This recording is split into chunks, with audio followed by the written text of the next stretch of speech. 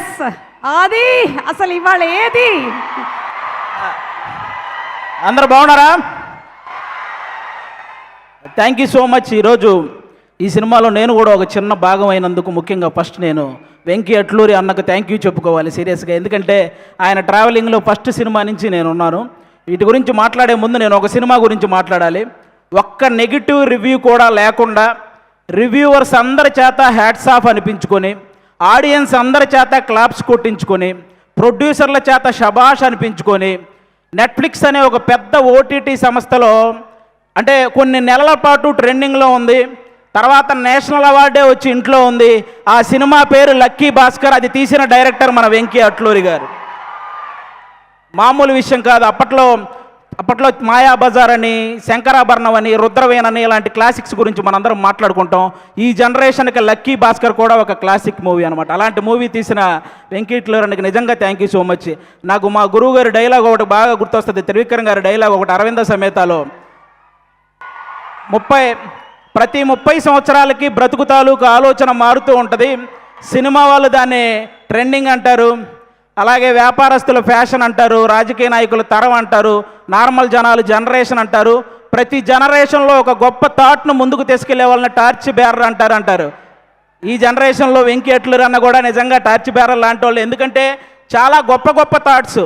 అంటే చదువు చెప్పిన గురువును గౌరవించుకోవాలి, అలాగే ఎంత బాగా చదివితే అంత రెస్పెక్ట్ మనకు వస్తుందనే ఒక గొప్ప థాట్ని ఈ జనరేషన్కి సార్ సినిమా ద్వారా ముందుకు తీసుకెళ్ళాడు.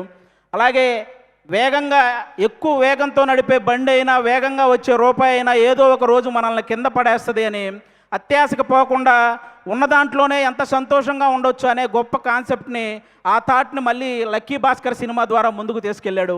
ఈరోజు ఈ విశ్వనాథ్ అండ్ సన్స్లో సూర్య గారితో అంటే ఒక ఫ్యామిలీ సబ్జెక్ట్, అంటే మార్నింగ్ షో ఫ్యాన్స్ షోకి కూడా ఫ్యామిలీతో సహా వెళ్ళొచ్చు అనే ఒక మంచి సినిమా ఈ థాట్తో ఈసారి ముందుకు రాబోతున్నాడు.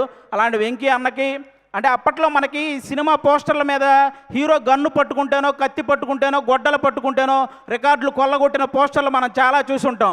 కానీ హీరో సింపుల్గా ఇన్సర్ట్ చేసుకొని జేబులో పెన్ను పెట్టుకున్న రికార్డులు తిరగరాయొచ్చు అని, అలాగే హీరో షేర్ మార్కెట్ గురించి చెప్పినా 100 కోట్లు షేర్ కొట్టొచ్చని, ఈరోజు హీరో ఒక చేతిలో పిల్లాన్ని పట్టుకొని ఆడించినా కూడా రికార్డులతో ఆడుకోవచ్చని చెప్పిన డైరెక్టర్ మన వెంకీ అట్లూరి అన్న. సితారా ఎంటర్టైన్మెంట్స్లో లక్కీ భాస్కర్ సినిమాకి ముందు, లక్కీ భాస్కర్ సినిమాకి తర్వాత అనేలాగా ఆ ప్రొడక్షన్ హౌస్ ఈరోజు ఉంది అంటే దానికి వన్ ఆఫ్ ద రీజన్. అలాగే తొలి ప్రేమ సినిమా హిట్ అయినప్పుడు దాని తర్వాత మిస్టర్ మజ్ను కానీ, లేకపోతే రంగ్ దే కానీ ఇలాంటి సినిమాలు వస్తున్నప్పుడు వెంకీ అట్లూరి అనే డైరెక్టర్కి ప్రేమ, పెళ్ళి సబ్జెక్టులు తప్ప ఏమీ తెలియదు అని అన్న వాళ్ళకి అప్పుడు తీసాడు అసలైన ఆయుధాలు బయటికి. ఇక అప్పటి నుంచి అంటే ఒక స్థాయిలో ఆయన కొంచెం డిసప్పాయింట్మెంట్గా ఉన్నప్పుడు మన నాగవంశీ అన్న ఆయనతో నిలబడ్డాడు. ఈరోజు ప్రతి సినిమా విషయంలో నాగవంశీ అన్నని ఇంకో స్థాయిలో నిలబెడుతున్నాడు. అలాంటి సినిమాలు తీస్తున్నాడు. నాకు ఇంటి దగ్గర 2 అన్నయ్యలు ఉన్నారు, కానీ టీవీ పరంగా అభి అనే ఒక అన్నని, సినిమా పరంగా వెంకీ అట్లూరి అని అన్నని ఇచ్చినందుకు దేవుడికి థ్యాంక్స్ చెప్పుకుంటాను. నిజంగా థ్యాంక్ యూ సో మచ్ అన్న, థ్యాంక్ యూ. ఇంకా ఈ సినిమాలో పెద్ద ఆర్టిస్టులు చాలామంది చేశారు. లెజెండరీ యాక్ట్రెస్ రాధిక గారు ఉన్నారు ఈ సినిమాలో.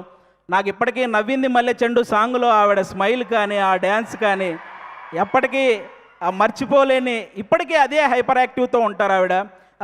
కాబట్టి ఆవిడకి థ్యాంక్ యూ సో మచ్ అండి. అలాగే ఒకప్పుడు 2 వ్యక్తులు ఇళ్ళ దగ్గర కార్లు అదే పనిగా ఆగుండేవి. అది ఒకటి రామారావు గారి ఇంటి దగ్గర, అలాగే ఒక జనరేషన్లో కోదండరామిరెడ్డి గారి ఇంటి దగ్గర కార్లు అలాగే ఆగేవి. ఎందుకంటే ఆయనేమో చూడడం కోసం, ఈయన డేట్ల కోసం. అంత సక్సెస్ఫుల్ డైరెక్టర్ కోదండరామిరెడ్డి గారి పెద్ద అబ్బాయి కూడా ఇక్కడ ఉన్నారు, సునీల్ గారు. ఈ సినిమాలో వన్ ఆఫ్ ద రోల్ చేశారు. ఆయన కూడా చాలా సపోర్ట్ చేశారు ఈ సినిమాలో. ఆయనతో పాటు నేను యాక్ట్ చేస్తున్నప్పుడు ఆయనకు కూడా thank you so much.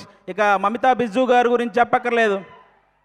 Tamil Nadu CM గారితో యాక్ట్ చేశారు, ఆవిడతో కలిసి నేను యాక్ట్ చేశాను. ఇంకా అంతకుమించి ఇంకా మనందరం ఈరోజు ఇంతమంది ఇక్కడికి వచ్చారంటే దానికి మెయిన్ రీజన్ సూర్య గారు. సార్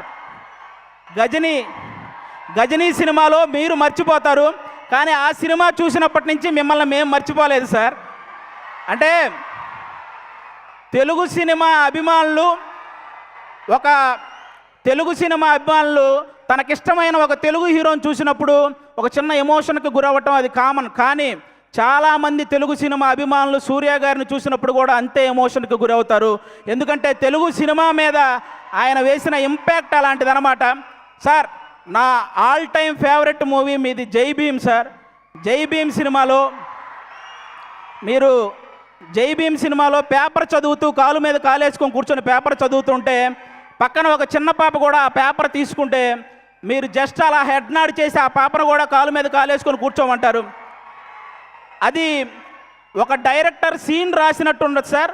మీ వ్యక్తిత్వమే స్క్రీన్ మీద కనపడుతున్నట్టు ఉంటుంది. అది ఆ విషయంలో అందుకే అలాంటి వ్యక్తి కాబట్టి ఈరోజు ఎంతోమంది పేద విద్యార్థుల్ని ఇంజనీర్లుగా డాక్టర్లుగా తీర్చిదిద్దారు మన సూర్య గారు. ప్రపంచానికి వెలుగునిచ్చేది ఆ సూర్య భగవానుడైతే ఎంతోమంది పేదవాళ్ళ జీవితాల్లో వెలుగునిచ్చింది ఈ సూర్య భగవానుడు. కాబట్టి ఖచ్చితంగా మీరందరూ ఆ విషయంలో క్లాప్స్ కొట్టాలి. ఎందుకంటే తమిళనాడులో మన సూర్య గారు ఒక ట్రస్ట్ పెట్టారు. దానికి చిరంజీవి గారే ఇన్స్పిరేషన్ అని ఆయన చెప్పారు.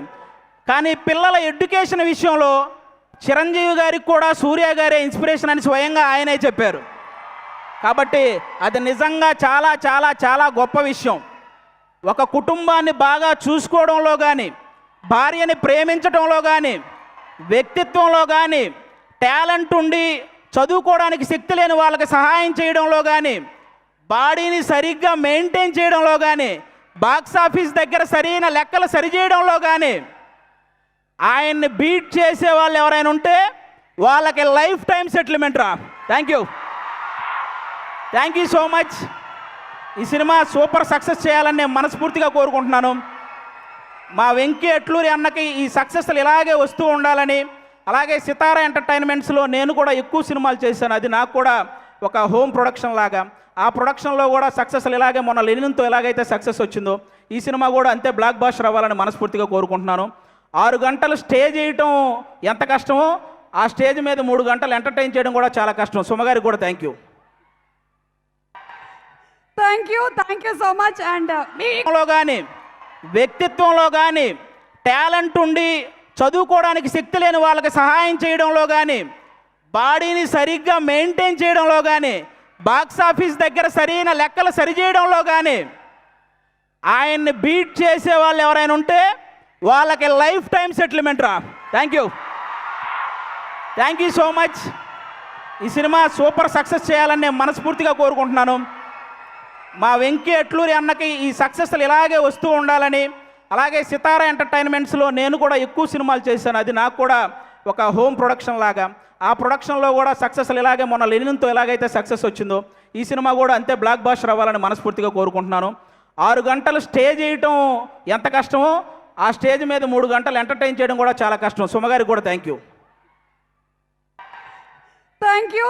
So much. అండ్